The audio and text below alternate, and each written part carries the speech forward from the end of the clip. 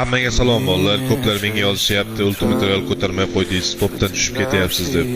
Bolalar, Ultimate Royal agar men 1 yil ko'targanimda, top 1da ushlolmaganimda prosta PUBG'ni uddalib tiqib boshqa bir ish qilgan bo'lardim. Unda WoW kart yasagan bo'lardim.